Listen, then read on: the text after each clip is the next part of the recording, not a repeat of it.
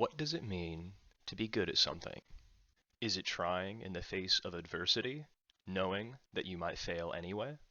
Or is it using good judgment in order to work at maximum efficiency? Or is it as simple as trying your best, even if someone is better than you? I am not very good at video games, despite playing them for a good portion of my life.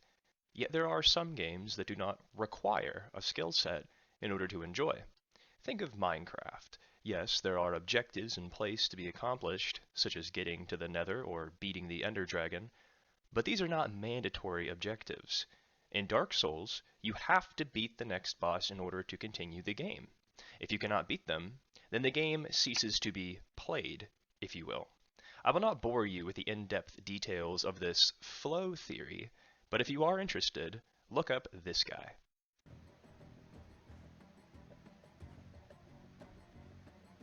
Project Zomboid is a very challenging game, but can be just as enjoyable if you play wisely. For the last couple of playthroughs, I've been trying to make it to 100 days, but this is no easy feat. My longest lived character was about 20 in-game days, while my shortest lived character was 7 real-life minutes. In this video, I ask myself, can I survive 1 week in Project Zomboid? But first, let me tell you a little about our character. His name is August Crow. A repairman by profession, August found himself as a shut-in toward the beginning of the outbreak. This led to him obtaining the obese trait, but a life working with his hands made him strong, which would have its advantages in the apocalypse. His home is in Riverside. Now surrounded by the unholy in this hell on earth, his only goal is to survive, by any means necessary, 1 day at a time. Alright, August. Show me what you're made of. It all began with snooping around for a way to defend myself. I found a kitchen knife and a rolling pin, strapped the pin to my back, and began watching the cooking show. The plan was to loot the surrounding houses in the cul-de-sac, do some squats in my spare time, and eventually settle somewhere of my choosing. But for now, the house that I spawned in would do nicely for a temporary safe house. Walking outside, I disposed of my first zombie, who was kind enough to be carrying a digital watch. Another dead zombie later, and I got myself some protection for my upper body in the form of a leather jacket. Hearing some banging next door, I crawled through the window and took care of the noisemaker, finding a crowbar in the room within. Since my character was obese, I would try to find healthy, perishable food instead of eating things that would make me gain more weight. Besides, all the unhealthy canned food would be around for the entirety of my playthrough, so I could come back for it if needed. At around noon, I began watching the carpentry program while simultaneously working on my buns of steel. With this house cleared, I began moving to the next one. There was a handful of zombies to get rid of.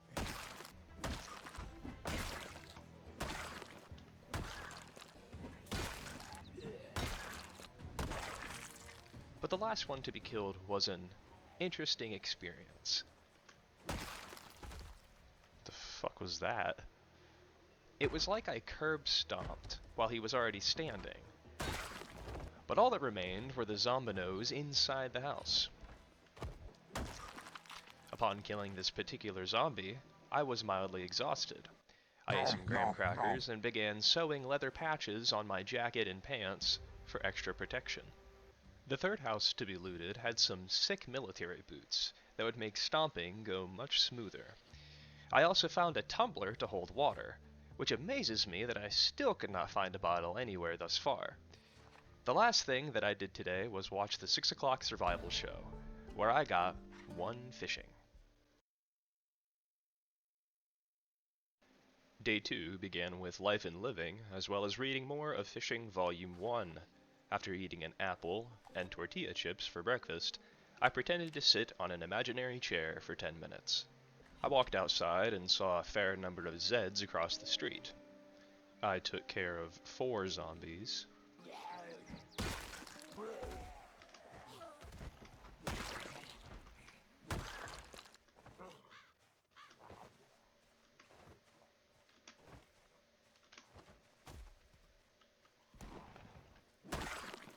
before heading back inside to rest up. Once rested, I made my way to the first house on the left side of the street, which had a shed. I found a hunter magazine that made it possible for me to craft trap box and cage traps. I also found an M9 pistol, but I figured I would save that for later. There was also a barricaded door with a potential friend on the other side, kindly asking to be let out. I thought I should leave them there since, who knows, maybe they want to be inside. In the shed, I found a box of nails, some metalworking equipment, and some vehicle stuff. Not wanting to leave any stone unturned, I went back inside the house and introduced my introverted friend to my insoles. I went back home to drop off the loot and catch the next segment on Life and Living. I wanted to consolidate as much of the loot as possible, so I began grabbing everything that was not nailed down. Even though I did technically grab that plank that was nailed down, but whatever. I made some pasta with salmon, vegetables, and cheese, ate some, then phased through this fence, demonstrating my David Blaine-like abilities. This is a reminder to always vault fences slowly, to avoid any unnecessary injuries. The first house on the right was the last one to be looted. It had 3 zombies to the south, so I cleared them out as well. But I only had half an hour before the final episode of Life and Living, so I went home. Before going to bed, I barricaded my bedroom window to avoid nighttime neck nuzzles from the night creatures. With my bedroom now secure, it was finally time for bed. Day 3 began with me taking off most of my clothes at 2 in the morning before doing some, you guessed it, squats. Since it was still dark out, I thought this would be an ideal time to get some fishing reading done. So, once again, I began learning how to become a master baiter. After the cooking program, I went outside and discovered that there was a thick fog in the air. I began placing X's on all of the houses that had nothing of value left in them. I heard a knock at the door and discovered an unexpected house guest, who was kind enough to bring me a hard hat. And you know what? I appreciate the hard hat. It really means a lot. Since I was slightly over-encumbered, I went home, which was the right move since I had left the oven on. I made some salmon pasta, remembering to turn the oven off when I was finished.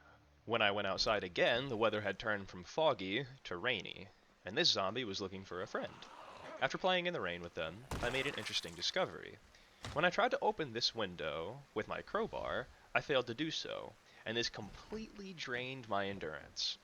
I climbed in the window and found a CD that reminded me of a pretty catchy song.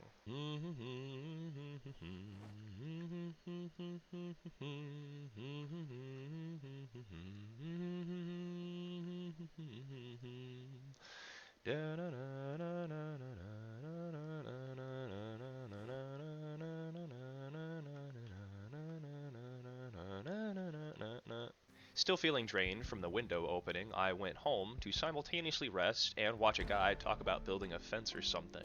I grabbed a quick power nap before the survival segment of Life and Living, which was fortunately fishing. I added a sheet to my door, struggled to close the curtains on said door, got nearly naked, and did some hot squats. After getting dressed and grabbing some dinner, it was time for me to catch some Z's. And by that I don't mean go catch some zombies, I mean go to sleep. Day 4. I awoke at 2 a.m. To make some room in my refrigerator, I started making another stew. With an hour before the cooking segment, I sat on the couch and did some more reading.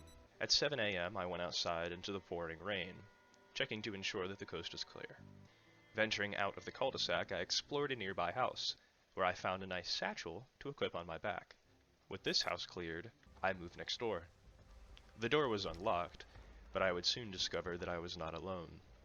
Not wanting to be accused of home invasion, I took care of the only witness. I finished looting the house, checked the street for zombonominos, and went on the offensive. That's it. Inside the bathroom of the house next door, I opened a window for a zombie who would have broken it anyway, alerting the locals to my tasty flesh. I marked the cleared houses, saw 2 zombies next door, and did what I had to do. I suppose this looked like a good time, however, since a zombie burst through the window, eager to contribute his brains to my blood wine. Inside this house, I found an umbrella, as Rihanna would say, and finished looting just in time to watch Carpentry on the telly.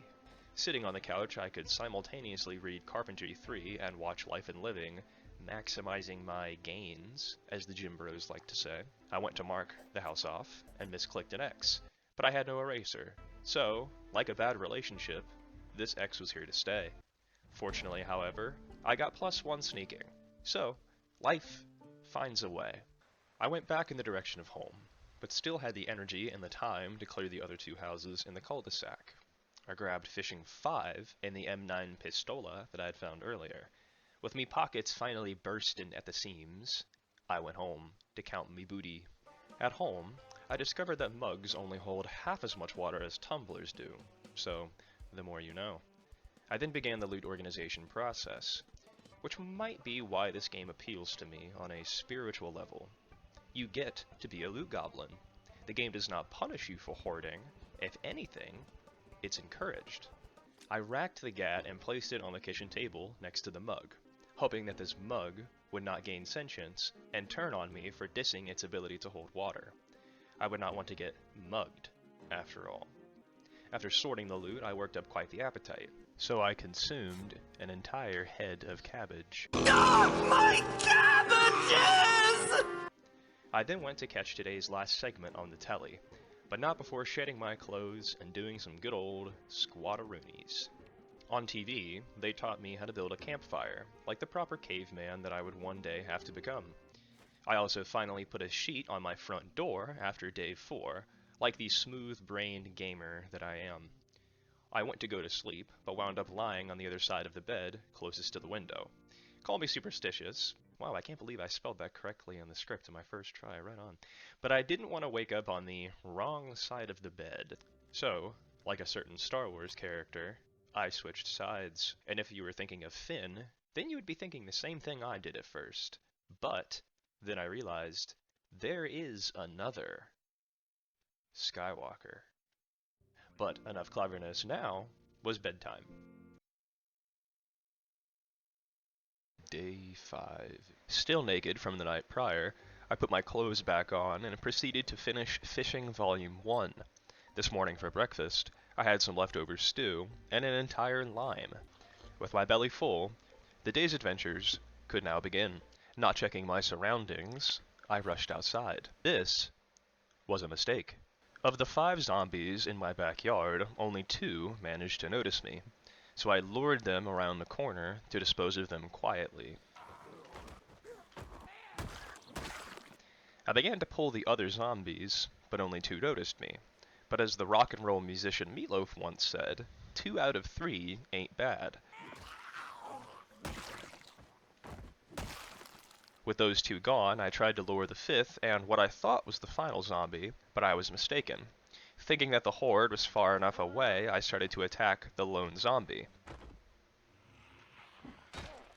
Unfortunately, a handful heard the commotion. Fortunately, however, I had a fence on my side. I was uncomfortable with this many zombies near my safe house, so like the master fisherman I was hoping to become one day, I began luring.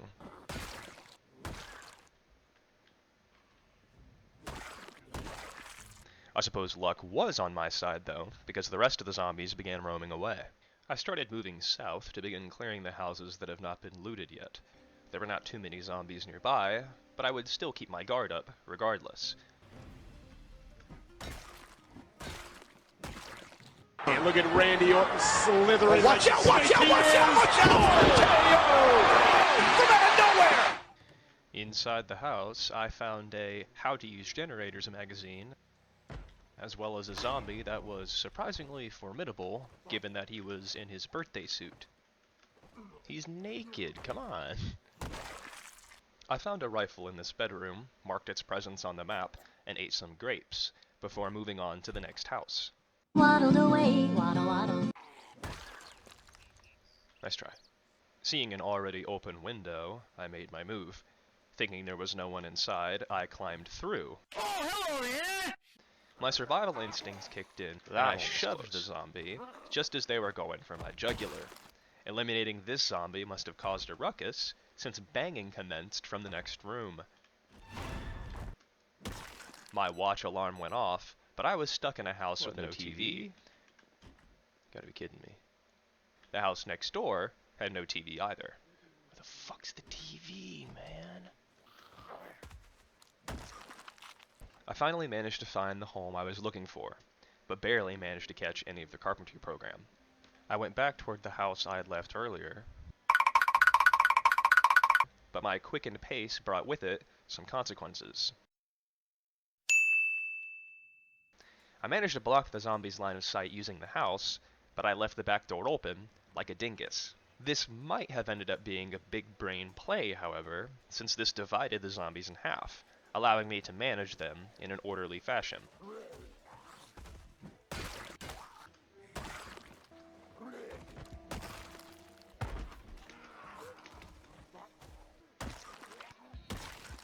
Taking everything left of value, I left the house and remembered to close the door this time.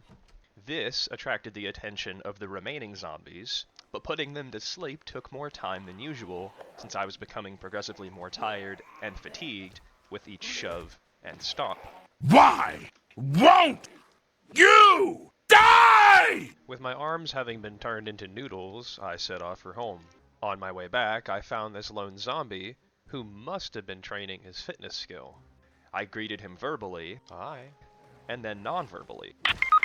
I went to walk back inside using my front door, but remember earlier when I left out the back door? Turns out there was another horde to the east of my house that I managed to miss, or rather, they missed me. This time, however, I would not be missed. Getting increasingly tired, things were not looking good. I did my best not to panic, but the more I button mashed, the more moodles managed to appear on my screen. I was lucky enough to not attract any more zombies, and finally managed to make it inside, doing my best to stay as quiet as possible. At 4 p.m., I become very tired. I drank my fill of water, sat on the couch, and read Trapping 1 while watching the TV. After a long day of clearing houses and neighborhoods full of zombies, it was finally time for bed. I awoke 20 minutes before my alarm actually went off. I'd like to think that August is getting used to life in the apocalypse, but too much pride would do him no favors. If anything, his hubris could cause him to pay the ultimate price. Or is it my hubris? At this point, the lines are beginning to blur between his life and my own. My decisions are his decisions, and my mistakes are reflected accordingly in the form of his suffering. I like to think it's a metaphor for life in general. What we do today affects what happens tomorrow, and as long as we proceed carefully, there will still be a tomorrow. But enough existentialism. What actually happened this morning? Reading, cooking show, eating breakfast, making steak, salmon, and veggie stew, then going outside to count zombies. I see one. I did what I could to bait this zombie into jumping over the fence. Hop over, hop over, hop over. Come on, come on, come on, come on, hop over. What are you doing? He finally did, there we go. I whiffed it. Since he was already on the ground, I turned my attention to the zombie that was, like Elton John, still standing. Once they were gone, I went back to the fencer. He managed to catch me between swings. Ooh, made my butthole pucker. Then I started heading north toward the strip mall and the post office. The tree just moved. Right here. There.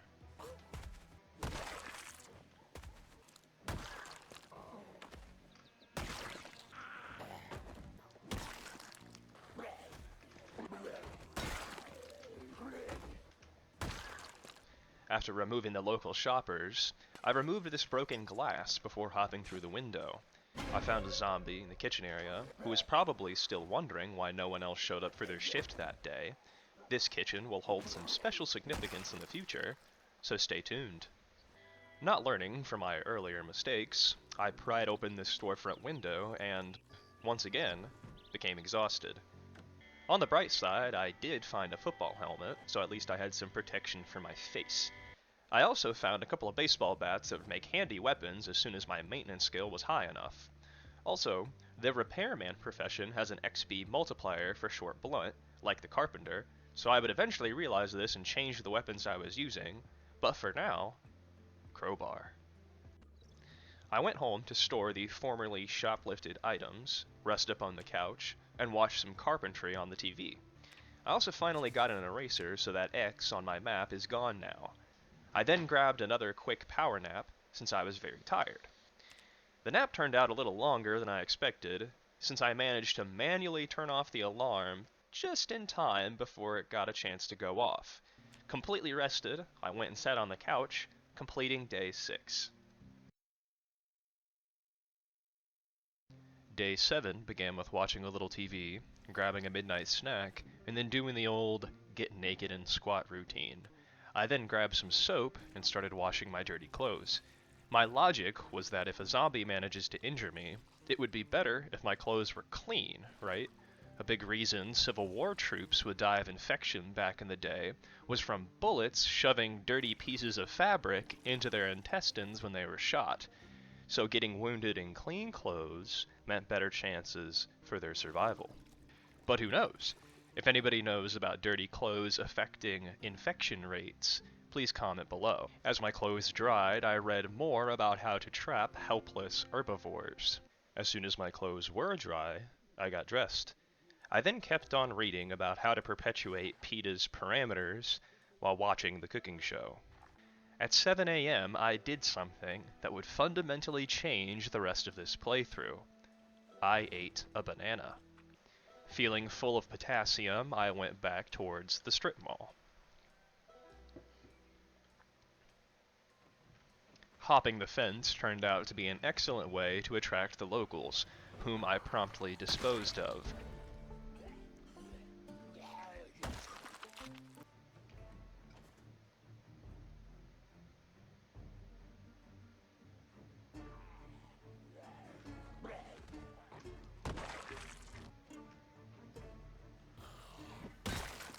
And commended for trying.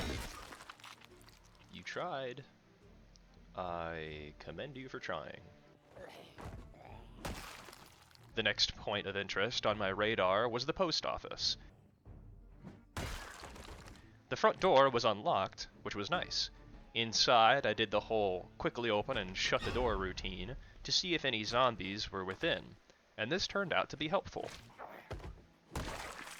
Although this trick was trivial on the doors with windows, or the rooms that had windows for walls.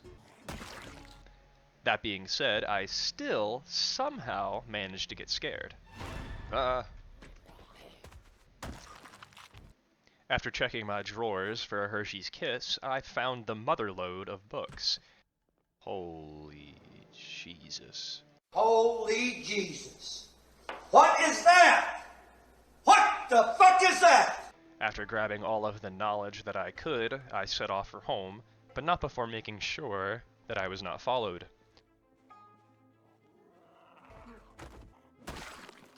Once I arrived at home, I quickly realized that my bookshelf did not have the means to accommodate the sheer volume of books that I had acquired, so I moved all the skill books onto these shelves in this closet. My alarm went off, and so it was time for more life and living, earning August another skill point in carpentry.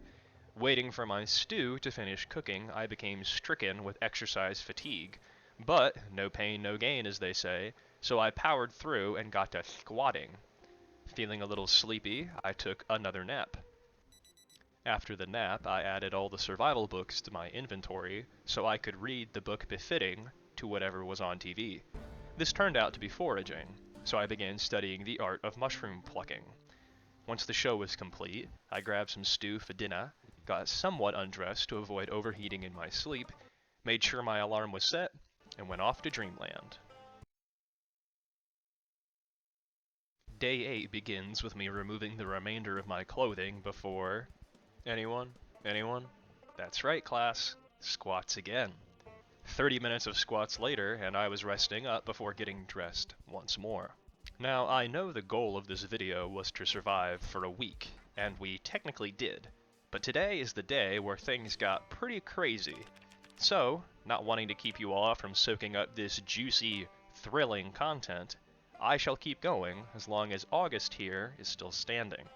There was more learning how to cook on the TV, more stew for brekkie, than making a game plan. I think I'm going to go ahead and work on the strip mall a little bit. It's raining, I don't want to get into too much combat. I can go in and out of buildings. Not wanting to become unlucky for no reason, I opened up my umbrella outdoors, then proceeded toward the strip mall in an orderly fashion, keeping my eye out for zombies. Since it was raining, now was the ideal time to transition to a hammer to bop them zombies on the noggin, as my offhand was keeping my body dry with the umbrella. Bonk!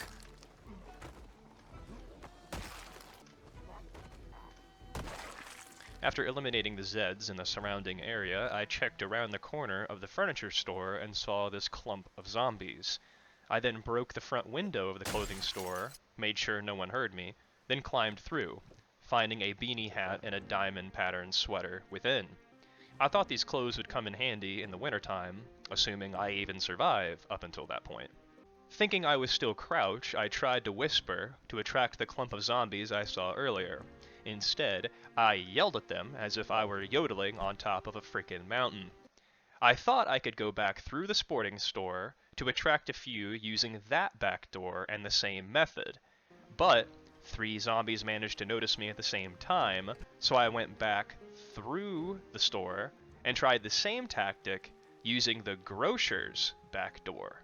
I suppose 3rd time's the charm, however, since this worked, and I calmly cleared out the clump.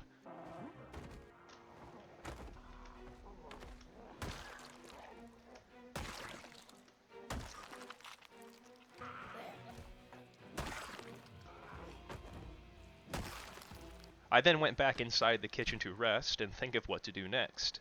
However, fate had other plans.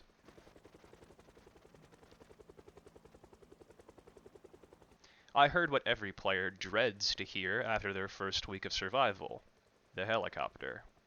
I thought if I hunkered down in this kitchen, that maybe I would not be seen by the heli, and therefore no zombies could be attracted to my presence.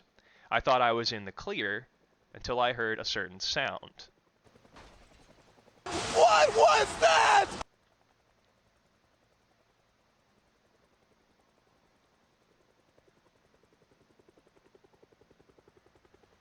It was now or never. It is time to go. I began running north into the forest, hoping that I would not be seen in the air or on the ground.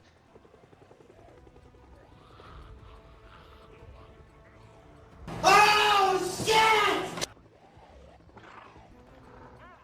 However, the forest was not nearly thick enough, so I inched closer to the Ohio River. I made my way back through the trees, doing what I could to avoid the undead. The longer I walked, the more negative moodles appeared, and the more concerned I became. But, like Dory from Finding Nemo says, I would have to just keep swimming. I looped back through the town and toward the cul-de-sac that I once called home. It seems like no matter where I went, the undead followed. Hopping through fences and zipping through trees, I did what I could to avoid them. In some cases, however, conflict was inevitable, and I was forced to stand my ground and fight.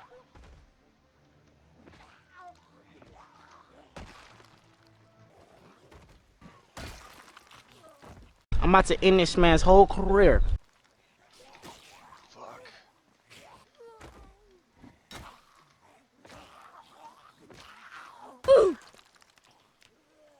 The fighting was proving to be counterproductive, since the commotion began attracting more zombies, meaning I was biting off more than I could chew. If I kept going on like this, soon they would be biting off more than they could chew of me. I scurried across the street and took refuge in this house. I would have to hole up here for the night. Before I did, I tried to clear the proximity around the house to avoid any unwanted sleepovers. Upon killing this second zombie, I became tired and thought to myself, 5 negative moodles is more than enough for me. So, I went back inside. I started closing curtains and locking doors before engaging in any self-care routines like eating or drinking water. After all, a lack of security on my part would mean no more self to care for.